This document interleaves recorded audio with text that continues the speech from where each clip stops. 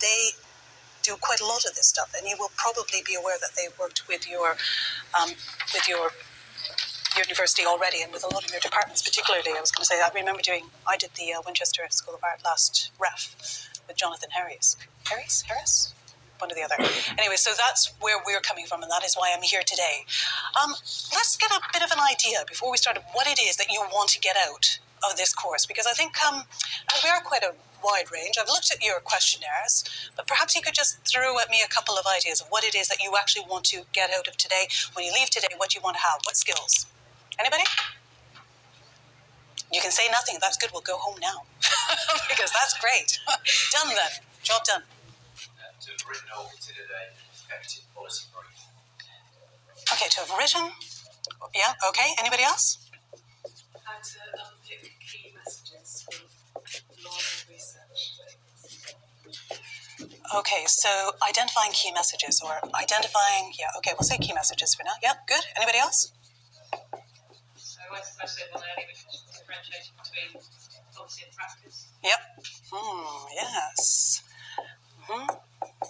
Anyone? Some of the key outlets or ways to publish these briefs or to get the messages out. Okay, hold on. Practice. Sorry, you said repeat, please? The outlets or... yes, of course. Yeah, gotcha. I was so busy trying to remember if it was a C or an S. But, yes. Anybody else? Who are the policymakers? Who are? Yes, now we are a really wide range, obviously. But who are the key policymakers? Okay. Anybody else? About my own research Uh-huh. on one side, but I also teach a master's course in policy. Oh. Changing one of the assessment items to writing different. Are you? I might get some ideas from. Yeah, well, or I might get some ideas from you. Okay, well, I mean, in many respects, pretty straightforward and pretty basic. I mean, I think this is what we'll be doing today. This is how I've sort of organized this course. So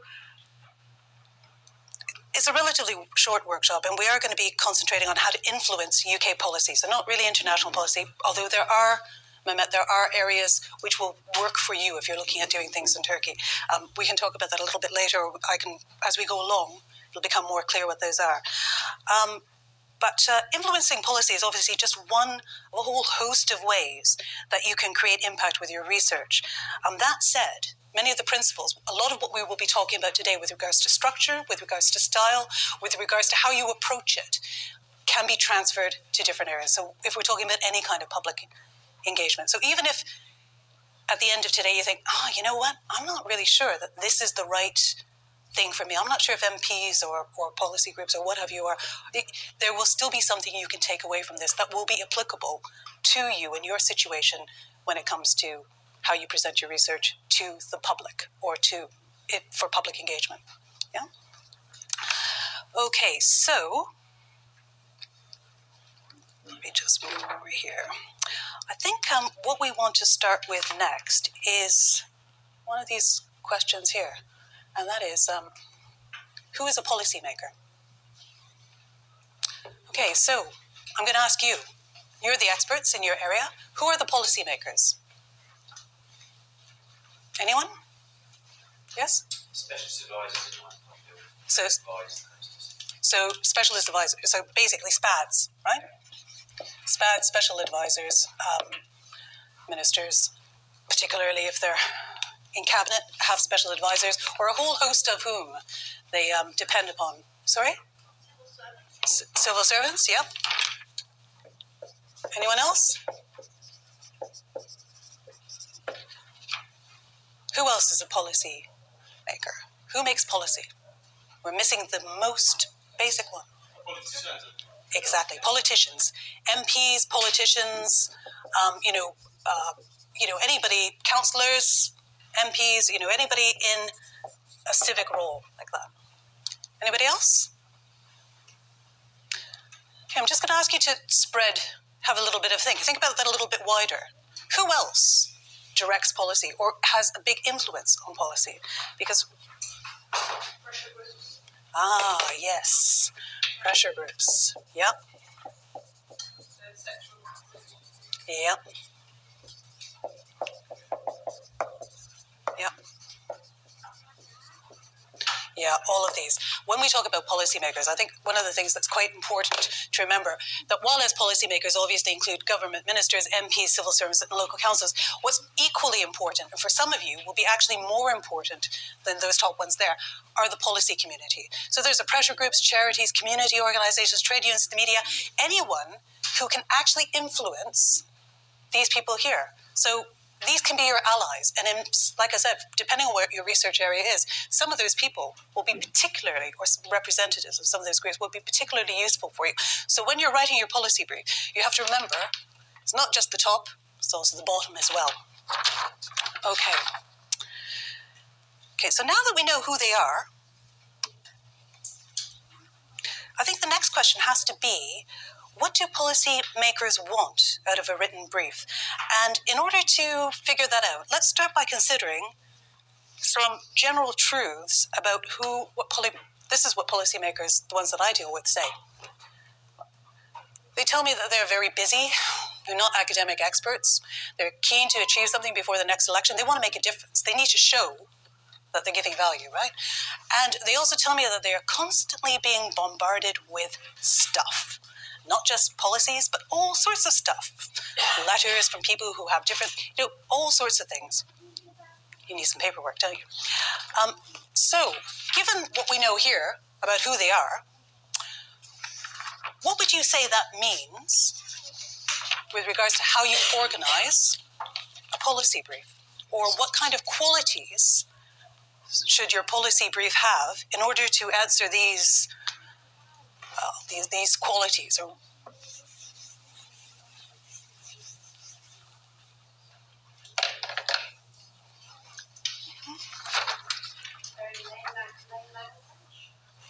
lay language, who said that?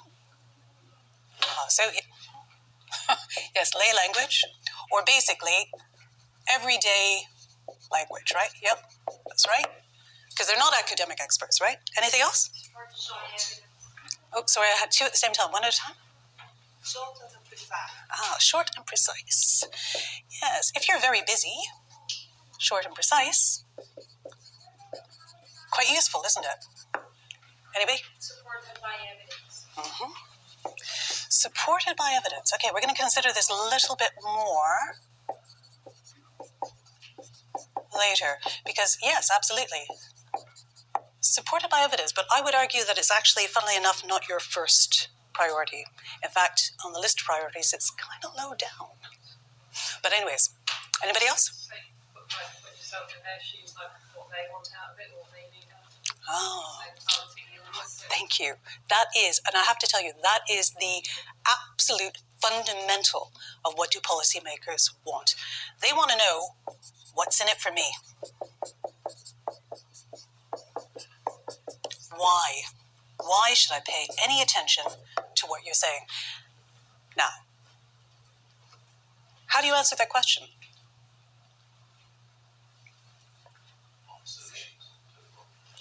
Solutions to a problem, yeah, absolutely.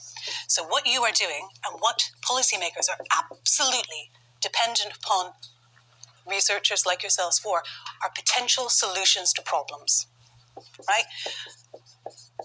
A lot of people who go into public service or even, so charities or what have you, will say that, they went there to make a difference, right? You can help them make a difference. You are there to help them, and they need you quite blatantly. And if you offer them something that allows them to do their job and to fulfill their ambition of making a difference, they will smile upon you. There's no doubt about that. They absolutely do need you. Okay, let's just look at what we've got up here. So, running through this again. So, a strong policy brief. Basically, as we said, policymakers are very busy people and they don't have time to read long documents. For the same reason, you want to structure it well and lay it out clearly. Policymakers very often will skim. But if you've got 20 things coming in at the beginning of the week, right, you're going to skim what's there. So what you are offering them has to be very clear and straightforward and on a plate, right? The language needs to be suitable for an educated, non-academic audience. So make it clear, accessible, free from unexplained jargon and obscure acronyms, but not dumbed down. It's quite a fine line there and quite a difficult thing to do. I used to work with Jenny Murray on Women's Hour, Radio 4. One of the first things she told me in my first week at work was, when you are writing for radio, when you write a script, think of it as you are addressing your mother. So somebody that you respect her opinion, you want to impress her, you don't want to, but she might not be an expert in the area that you're expert in. So if when you're writing your policymaker and you're going through your language, it's very easy to slip into jargon.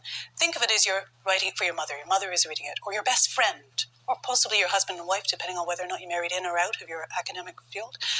But you're writing it for somebody who's intelligent, but not necessarily expert as you are, right? Now, contrary to a lot of research papers, a policy brief needs to be front-loaded. You need to tell them right up front, for the same reason that we were talking about before, because people skim, because people read quickly, because often the way it needs to be front-loaded. You tell them on the first paragraph why it is that you are there and what it is you can do for them, right? And that's often done in the form of an executive summary. We'll come back to that later and have a bit of a run over that and how to do them. What we would generally do is, say that, well, we'll get to that later, so don't worry about it. But that's absolutely, that's kind of a key part of what we're talking about here. The purpose of a policy brief is to facilitate policy making. So it needs to show that there's something wrong with the current policy, and that means that there needs to be enough context to show why what you are saying is relevant. So we were talking here about supported by evidence. Yes, but don't go bananas on it, because if you go too crazy proving it, you've lost some of the things we were talking about earlier, the fact that people are skim. If you get bogged down in a case study, people will stop reading. Might be interesting, but if you're skimming, you don't do the case study. You don't read through it. Okay, what else have we got here? And following on from that, sorry, I'm just making a note from the question forms that came back. Okay, so following on from that, your policy brief needs to include a recommendation based on your research on what you think the policymaker needs to do or recommend. If you can't do that, if by the end of today, you don't know what it is that you are recommending a policymaker does, you have a slight problem. Because if you don't know what you want them to do, they're not going to know what to do. Again, you are the expert in this area, and they are looking for guidance from you. So you do really need to have a think and clearly define. We will do that today. Don't worry about it. That's part of our workshop. But you need to have a think about what it is you want them to do. Which direction are you pointing them in? And they will not, on the whole, take the time to do it themselves because they're busy. Things we were talking about before. Any practical ideas you have on core recommendations and how they could be made to work are also important. So, for instance, if you've been working within the policy community or within certain, key groups of beneficiaries, include that. This is how they can benefit. This is what you do. This is how they will benefit. And if you want to, some people like to do illustrations just because a picture is worth 1,000 words. I think you've been doing that here quite a lot. Okay. So, we'll go back to... So, remembering our key question. What's in it for me? What's in it for a policymaker? And again, I know I said it before, and I will say it again and again and again. This is absolutely key. And in the questionnaires that many of you asked, really how you could translate your research into something that will interest policymakers. That is absolutely the key. If you walk away with one thing, that is the thing you want to walk away with today. Answer that question. Policy brief, if you answer that question, very top of it, they're going to read on. And that's what your policy brief is about. Right? Every single paragraph, you want them to read more. Answer that at the beginning, they will read it. Stick it at the end, they might not get there. So what's in it for them? Okay. And now for the next part, I think what we're going to do is we're going to take 5 minutes to work through and identify and formulate the policy implications of your specific research. Can I just check and see, has everybody come in today with research that they want to focus on, that they want to develop a policy brief out of? Has anybody not got that? Okay, no. Is there somebody that you can work with here, somebody from either from your department or somebody sitting beside you, somebody who you like? Who you can basically, well, you can't work, yeah, great. So work together with somebody else to help. I mean, it will come through and we will talk about your ideas and we will brainstorm a little bit later. But what I'd like you to do now is to take that form that I handed out earlier, one that is policy briefs, policy implications of your research. And see, thinking about your research, thinking about the things that we talked about before, and particularly that, what should we call it, just the multi-million-pound question. Consider these things here. And take about 5 minutes, which will probably take a little bit less because we're running a little bit behind having started late. Take about 4 minutes, and then I'm going to come back and we're going to talk through some of these and I'll ask some of you to share your thoughts. Yeah? Anybody have any particular problems with regards to any of the things you're asked to do here? Everybody was able to identify a real-life policy issue? Anybody have any trouble with that? They'll come back to bite you. No? Absolutely. Early stage research can be very, very difficult. And in that case there, I suppose I'm wondering really, if you're at the early stage of your research and you're wondering what it is that you can do, what it is that might benefit, how might you find that out? How might you find that out? If you're at the early stage of your research and you're looking for a direction, I mean, one of the things that we would suggest is a public engagement. So if you're actually talking to the policy community that would be affected already, you can have an idea from them what their needs are. You can get them on side early so that they will help you shape your research. It may or may not be helpful depending on what you're doing, but it will certainly give you a direction if you're looking for a direction, and it can be a very valuable thing to do at an early stage of your research because you're setting up. You're getting yourself ready. You're already thinking about your policymaker and how you can make that impact later on. And you can actually get the kind of research, get the sort of work done that you need to put in a policy brief or something else to create your impact. Yeah. Anybody else have any comments or any issues or any problems? No findings yet. Yeah, well, you do need the findings, unfortunately. And like I said, same thing. The sooner you start thinking about where you might go, if, again, it depends a little bit your areas. I'm just thinking, it's education, is that correct? Yeah, I mean, it's, obviously, again, if you're talking to key groups of beneficiaries or public that your work might impact on, you might get some indication from them of where it's going. But you're right, this is a gap. You need to know later. Anybody? I sort of feel a little bit caught between two stools. So the project I'm looking at is working with people like Public Health England, the STL, and they write their own policies for their own things, but then they obviously link in with other policymakers. So I'm wondering how and where to target. So I'm at that stage. Well, we will come to that about who to target. Yeah, we will talk about who to target and how later. I mean, at this point here, if you've got them both identified, right? I mean, the way you would I'm trying to remember, was somebody in their questionnaire asked a specific question about whether or not you structure things differently for different groups, a policy brief different for different groups. And the answer to that, I was going to tell you this at the end, but the answer to that is yes and no. I mean, the presentation might vary a little bit, but the content and what you actually have in there is a structure, and there is a cake can look of many different ways. It's still going to have flour and eggs usually, or some kind of, it's the key ingredients. And it's the same thing with a policy brief. A good policy brief contains certain things, which we'll be coming to, whether or not you're doing it to whoever. Yes? Question right at the end here. Oh. Why do you think this is not happening? Yes. Mm-hmm. And one of the interesting things, I think, and I have no idea, so I don't think I can shed some light, but the rhetoric, what they see as a wiki or a policy problem, that they put out there as a policy issue, that you might respond to. I mean, it's about how you establish, how committed to the rhetoric they are to doing it. So when you say why do you think it's not happened, so in my particular case, they talk a lot about why the police do not reflect the community's Sure. concern. They worry about Mhm. recruitment. Actually, recruitment's the last thing. They actually Yeah. have to worry about the people who are inside already. Yeah. Why research is done. Yeah. But then how do you, when you say why do you think it's not happened, I suspect that they're not as committed as perhaps the rhetoric is. And then so, if that is right, is it worth? Gosh.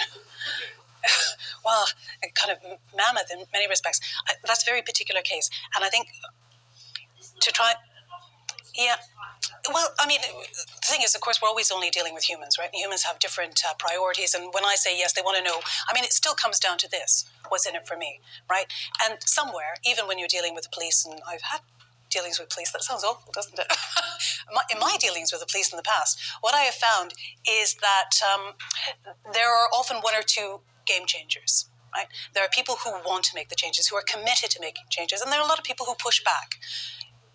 Your goal and your mission is to find those game changers, find those people who want to do it. And that's unfortunately what it comes down to. And sometimes you will hit brick walls because although the rhetoric, as you say, is very yeah, the reality is no. And if that's why it hasn't happened yet, kind of better you know it from early on that the reason why it's not happening is because actually there's no real will, which might have to do with budgets, might have to do with, employment practice, might have to do with all sorts. But, it's worthwhile knowing because then you know what you're in for as much as anything else. Okay. Does somebody want to read theirs? Sorry? Yeah, I had a question. Okay, go on. So, I can read part of mine where I have my question in the sense that you ask what would you advise policymakers to do on the basis of your findings? So many times, my research is dealing with deforestation, and many times we're facing very complex problems that are caused by just many different things. So I think a challenge in this type of policy briefs is which advice, how would you rank that advice, what would you include or not to policymakers, because you can have several recommendations on what they can do because problems are so complex. I can think right now just a list of maybe 10 things. Okay. I know they won't do all those things, they won't have budget either to pursue all those, so how do you do that? Okay, now this is what is the overall impact then? What is the change, the overall change that you want to make? What will your research make better? So, basically it's just aiming to reduce deforestation. Sorry, aiming to reduce? Deforestation. Okay. You'll have to forgive me. I'm not hearing you well at all, but aiming to... Sorry, I'm sick. Actually, so am I. Sorry. Aiming to reduce... Deforestation. Oh, deforestation. Thank you. Thank you for that. Yes. Aiming to reduce deforestation. Why? Yeah. Why? Why? Well, for many reasons, it's linked to driving climate change globally, reducing valuable resources like water for the entire world. Just to name a few.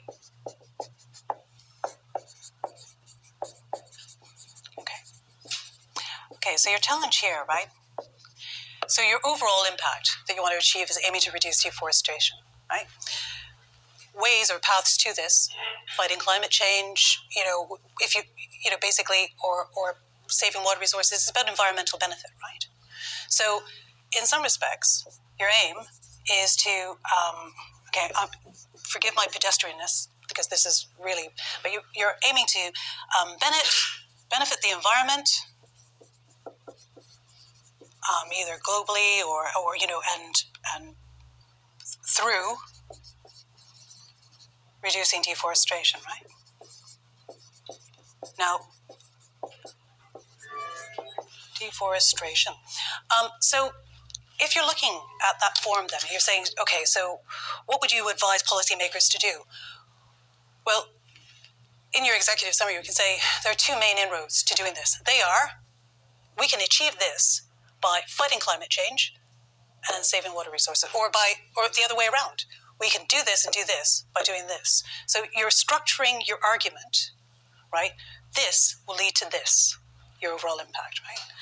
And then, with regards to recommendations, or what you would advise policymakers to do, you want a couple of quick, short recommendations, right? So, I don't know what it would be. What is it? Tax something, maybe, or what would you recommend? What do you think policymakers should do? What do they need to change? Are they going to, put quotas? Sort of. That's what you need to come up with. Like I said before, you need to know what you're asking them for as much as anything else. So if you want a quota, you can say, well, we're going to suggest you do these things by introducing a quota, or putting on a tax, or tree planting, or anything, or whatever it is that you're recommending, or creating whatever. This is one of the areas where, if you are working with a policy group, they can tell you, they can help you, they can help push you in a direction so that you can make a very firm, clear recommendation. Is that clear to people? Am I making sense, or am I just getting feverish? Yeah? Yeah, anybody else?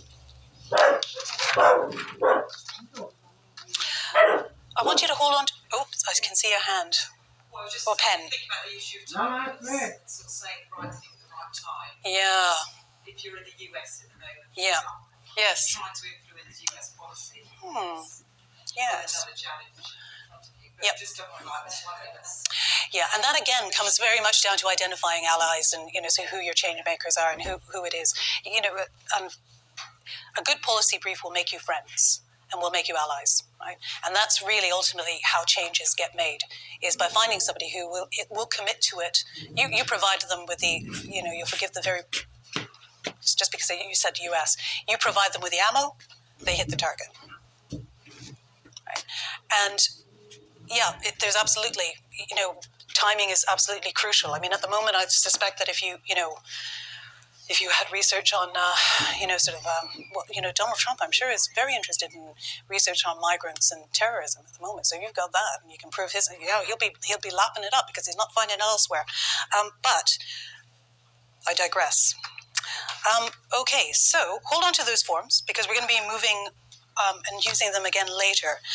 So you remember we already discussed some of the key attributes that you need for your policy brief a little bit earlier, given who policy makers are. So they need to be brief, well-structured, written in accessible, non-academic language, front-loaded. Remember, at the very top, you tell them what it is you want to do, and it needs to include your recommendations. Really important. If you can't tell them what to do, they're not going to know. They will not work it out for themselves. You need to work it out for them, I'm afraid.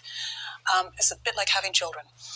Show them how your proposal differs from current policy. If you're just recommending something they're already doing, great, thank you. Thank you for the handshake and the vote of confidence, but, you won't have made any impact. Include practical ideas on how to make it work. So if you're already working in some instances with, the policy community, with groups of beneficiaries, with the public, include that and use illustrations where useful. Now, what I'm going to do is, at this point here, is I am going to ask you to look at those two policy briefs that I handed out earlier. The breastfeeding policy brief and the second one, which was, where's my notes? I had 3 originally, I'm only giving you 2 though, which is, the effect of metering on water consumption. Now, these both came from the university here.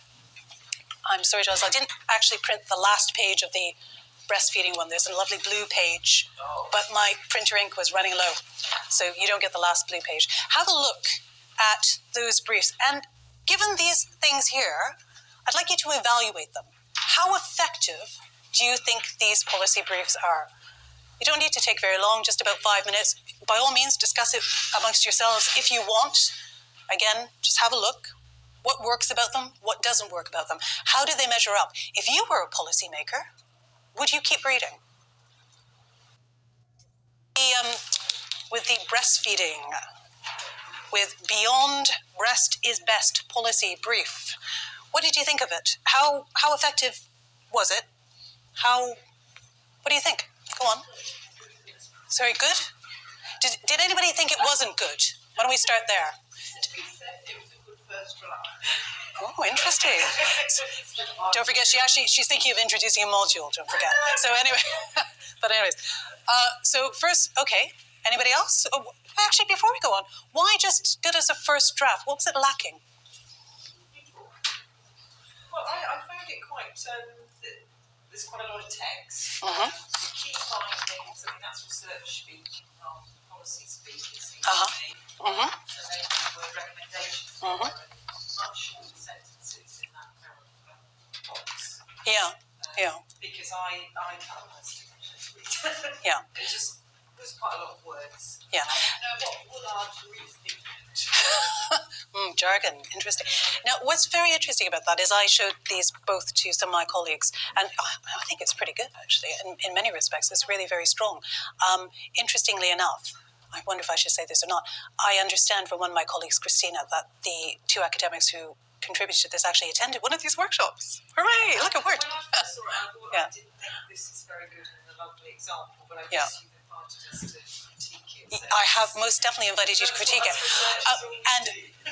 And that said, when I showed it to various people that I work with in various different areas, some people in the media, some people who work in health, as well as the chair of the charity where I work, who's in the House of Lords, and they all said that they actually thought maybe it was a bit wordy. I mean, again, being concise is to be aimed for. I thought it is spaced better, more concise than cut out of the repetition. It would get on one page. Yes, possibly. Yeah. Maybe just kind of go on a bit. Yeah, particularly, I think, again, this depends a little bit. Again, we're talking about style and strategy here. If it is the first time you're approaching somebody, there's a real benefit into only giving them one page to look at. Because, as we said before, people are busy, they don't have very much time. What you do need to make sure is that you follow up on it, right? And if they are interested, you can provide them with more information, which I realize means that I am asking to do 2 policy briefs rather than 1. But sometimes, in fact, that is, what you want to do. You want to have something quite short and sharp to get them hooked, and then you can kind of, overwhelm them with your fantastic research and your findings and your brilliance and your insights on your second approach. We feel that they've actually showed how the proposal different from current policy unless you kind of really dug down into it and the lots in it for me seem to come a bit late, really. We thought perhaps it should be restructured so that the recommendations rather than findings came later. Yeah. More punchy. Yep. And what's in it for me up front. Yeah, I mean, quite possibly. I mean, again, yeah, it depends. There is an element of sort of knowing who your audience is, and I don't know who this policy brief was directed at. Certainly, it would fit people who are already working in maternal services, pediatrics, rather than it would, for instance, be a good policy briefing for a journalist. Because, as you said, there's lots of stuff in there. You go, oh, well, Waller's reasoning, duty, distinction. Well, wait, what? But. Yeah. There's something else that I thought was missing, or it's there, but it's just really hard to see. Did anybody else notice the date? It's very tiny on that second page. Now, if you're getting 20 or 30 of these every week, and, let's face it, some people just go, and you don't know quickly, if you know that it's recent, it's how long is a piece of string?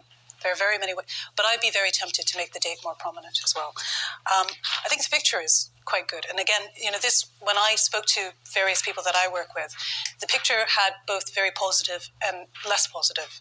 Some people say, well, you don't need a picture, it just makes it kind of, but I think it actually does stick in your memory. People will remember it in a way. And it's kind of a branding, if you want. If you used it on your second follow-up, it could be effective. But again, there are many different ways to do things.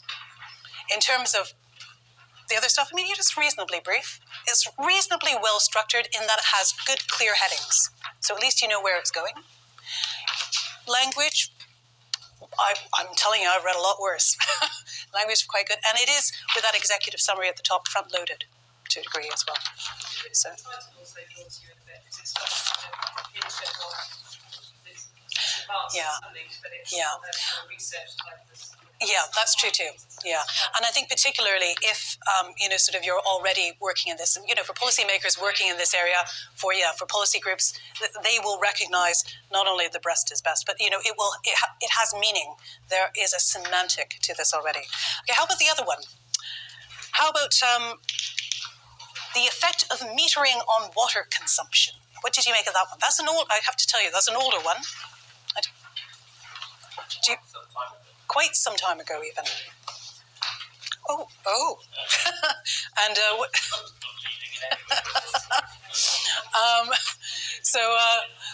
what did you think of the second one then? The effect of metering on water consumption. Anything good or bad? How does it work, do you guys think? Any comments? Yes? I think it's a good summary, but it's not written with a view of policymakers, and it's just a summary of research. It's a summary. I'm sorry, it's a summary of research. It's kind of interesting if you're interested in that, but if you're not, it doesn't really do the things, the recommendations. It doesn't tell you, I've erased our £100 billion question, but it doesn't answer that question. What's in it? Why is anybody? What are they suggesting? Are they suggesting that everybody should have a water meter? Why? Exactly. I think that I'm sorry to say that there are a number of issues. The good things about this, it's quite brief. It fits onto two sides of A4. That's manageable if you're skimming or you're looking through. But otherwise, there's an awful lot here about methodology, which, to be perfectly blunt, your busy policymaker is less interested in. It is for aficionados, for your fellow researchers, for other academics, it's really, that's the meaty stuff. That's what you want to know. Policymakers aren't really interested in how you got there. They don't care which number of buses you took, whether or not you had to get a taxi, whether or not it was raining, whether or not there was, who else was at the bus stop. They just want to know that you got to the destination, right? And that is, I think, probably the biggest problem with this brief here, is that it's about the present. It is not about the future. And your policy briefs are always about the future. What could be? What are we aiming for? What's going to happen next? Right? Yeah, so that, I think, probably... Does anybody else have any comments about that or any questions? If not, we're going to move along. Okay, so... model structures. And if you look at the breastfeeding policy brief, it's basically laid out like this, right? Title, executive summary. It follows a certain pattern. Now, these are all the bits that I would suggest, or we would suggest, that you want to have in your policy brief. These are all the elements, right? You can dress them however you want. You can put a picture, you can put illustrations, you can, you can use crazy fonts if you want. It's up to you. I'd only urge you to be consistent, and I suspect that there is already a house style. Yeah. So, but these are the things that I think that you really need to have in there. Now, okay, bearing those in mind, I'm going to hand out another exercise. Little bit of, now, honestly, this is not the worst executive summary I've ever read. But it's pretty close. It's not too difficult to do better. John Eager and Susan Newby. What I want you to do is read their little executive summary there and ask yourself, what's wrong with it? What could be done better? Oh, what's missing? What's wrong with this summary? Or what's right about it? I think there are too many technical words. Too much jargon, yeah? Many details, like I don't think at the beginning we need to tell them that all should do for the buildings. And it doesn't say why you have to do this. It's very Yep. Okay, so missing question. Anybody else?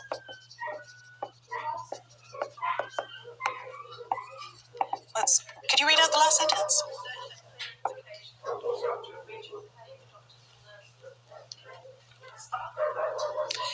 Yeah, but what's the implication? I mean, that's the key thing that's missing, isn't it? It has clear implications. Great. Which would answer that question, wouldn't it? Was it, so what? Yeah, great. You know, do I just trust you? Do I just believe you? What? Yeah. Anything else? Anybody else got anything that they feel they want to share about this? Seems to be a lot of logic detail. Absolutely. Yeah. Yeah. In your executive summary, you do not need methodology at all. You really don't. It does not belong there. They are not. Exactly. Absolutely. And you're absolutely right there. It's written for the wrong person. Like I said, they're not interested in how you got to your destination. They just want to know that you got there and where you are. Right? Anything else? Yeah. Yep. Yeah. There's a lot of. I mean, it's just. Yeah. It's just a little bit esoteric in some respects, isn't it? Anything else missing? What about the language? Well, the sentences are far too Very long sentences. Yeah, absolutely. We talked about the jargon, but also, yeah, very long sentences. If you are skimming, you might be familiar with this when you skim yourself. People skim quickly. There's a reason why Twitter works quite well for sending a message. It's because you have to be short and sharp. And I'm not saying that you should limit your executive summary to 140 characters, but short and sharp will stick. If somebody has to read a sentence twice, they may not, right? Yeah, so we did say this was more of a research summary than an executive summary for a policy brief. I mean, it's vague with regards to the recommendations. There's a hint of it. There's way too much detail on research. There's no context either. Why does this matter? I mean, we talked a little bit about that last sentence, the implications. But, why does that matter? So what? So there are implications. Well, what are they? But also, so what if there are implications? Now, what about the title? Can I ask you to consider that? Policy brief. Colin, public sector pay. What do you think? Do you know from reading that title what this brief is about? Ideally, your title should give a strong indication of what it is that you are suggesting, what your recommendation is. Beyond breast is best, it's really the subject there. As promoting and supporting breastfeeding while protecting formula feeders from guilt and shame. That's what this policy brief is about. You can read right away. You have a very clear indication of who the beneficiaries are, what the benefits are, and what the implications of this research are. Right? It's all there. I mean, writing a good title is an art. But good title. They say picture is worth 1,000 words. Good title also, probably 2,000 words, even worth more. We're missing the context, clarity on recommendations. There's some cryptic detail in there, and I think we've more or less got it all there. Now, this is the fun part. If you would like, you could either, at this point, take your policy brief that you worked on before, your policy implications, and I will ask you to write an executive summary for your own research. Or, if you would like to, you can stay with John Eager and Susan Newby, and if you just flip open that package there, you will see that there's some information about what it is, in fact, that they do. Much more information that you have in that executive summary. So you can either, I'm going to ask you now to take 5, say, how much time do we have? Let's take about 10 minutes, actually. 10 to 15 minutes, I think we can do that. To write your own executive summary for your own policy, or to rewrite John and Susan's for them, using the information that you have there. What I'm going to do is we will... Should I have that here? Yeah.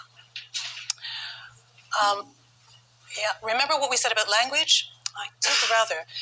I'm going to just put us back to this page here. So remember, these key bits. Brief, well-structured, written in accessible language. Yeah, that's probably your best one. and take about 10 to 15 minutes. We'll come back at about 20 past the hour, and then we will review what you have done. How did you get on? How did people feel that went? I have to say, it's a big ask in a short workshop. But how did it feel? Are you feeling like you're getting an idea of what direction? Everybody reasonably okay? If so, that would be good, because I'm going to ask somebody to read this out loud, please. A brave volunteer. Remembering that this is a big ask in a short workshop, and that there are many different ways to do it, would anybody like to put themselves forward to read their executive summary, either the John and Susan's research or of their own? This is actually also a really valuable time to find out from a group of very mixed colleagues whether or not what you're writing is making sense to Joe Average, or to, in this case, you can all be the policymakers. Will it work? Will the brief work? Who wants to have a go? Hooray, come on. Great, fantastic, please. Okay, so the title, Effective Psychological Services for Homeless People. They separate the number of homeless people to rise within 4,000 people to sleep in on the streets of England in the last month. Untreated mental health problems are significantly increased the cause of mental illness. People who are homeless do not access health and mental health services in the way that they should provide. Current government policy does not make provision for issues focusing around housing. Research indicates that especially psychological services can effectively treat unthinking behaviours which lead to repeated tendency breakdown. These may be in the form of individual therapeutic intervention provided in the context of psychologically informed environments. Essential as practitioners train in psychological therapies to provide ongoing support for What do you think? People? Any comments? Okay. I want them to change policies that start with some resources, specialists, services in environment and on the streets.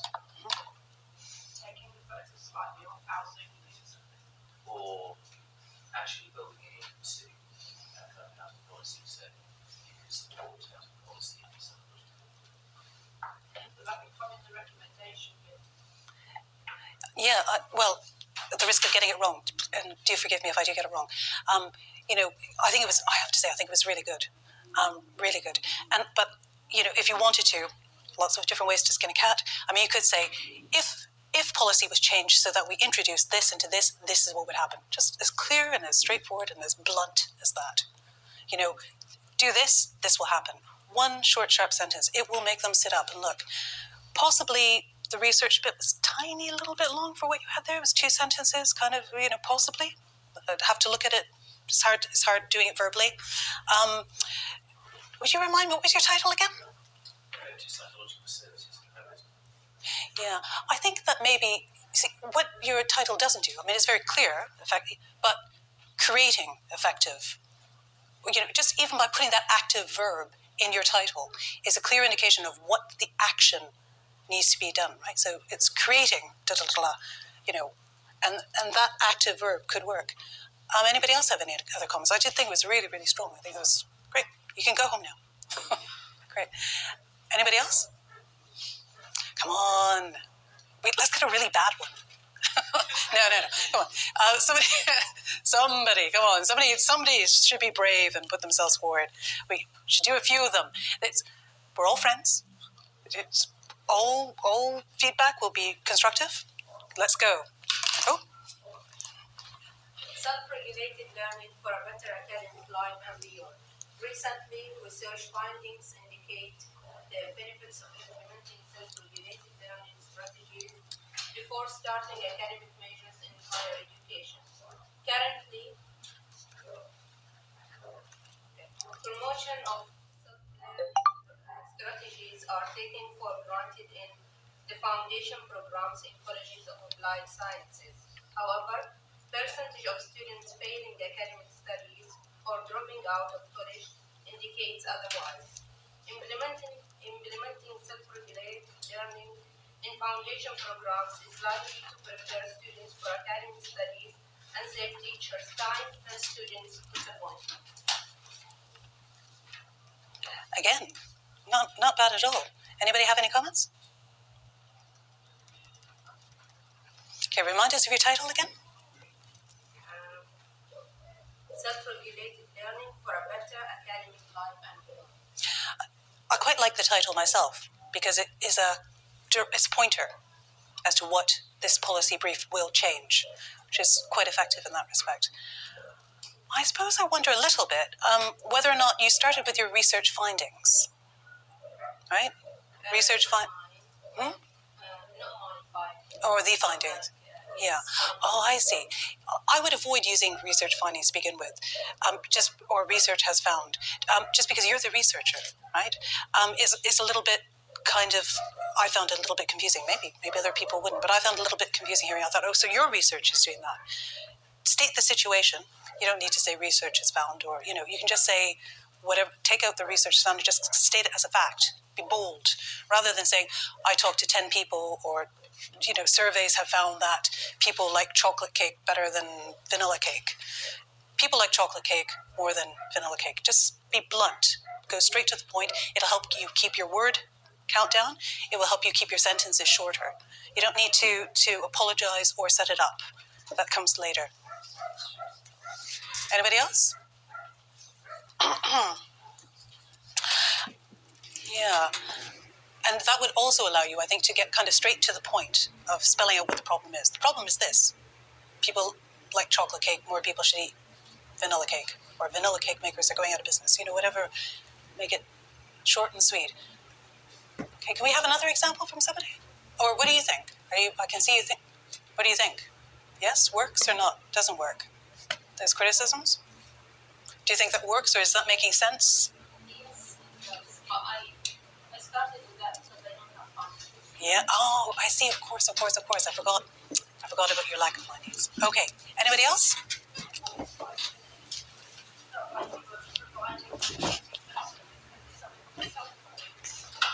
Yeah. Yeah. You did, actually, and I'm sorry, I didn't say. You did very well. The what's in it for me? The key question. Okay, come on. We should do at least one more. Hopefully two. Well, please. The method is placing the focus on quality and establishing conducive team environments. The findings of this research line up with international research findings, which indicate that teams function effectively as their team's skill development. Outsourcing it with the longer team members live together, the better relations are established, which leads to team leadership and establishing basis for enhanced performance. Outsourcing it recruitment through one-year contracts reverses that effect in the English language departments, which calls for stabilizing English language department teams through stopping outsourced recruitment and providing better orientation programs. Okay. Comments? Remind us again of your title. Placing the focus on quality and establishing conducive team environments. What do you think? I'm wondering if it's a little long. And I'm also wondering if it's a little bit daunting for the non-academic skim reader.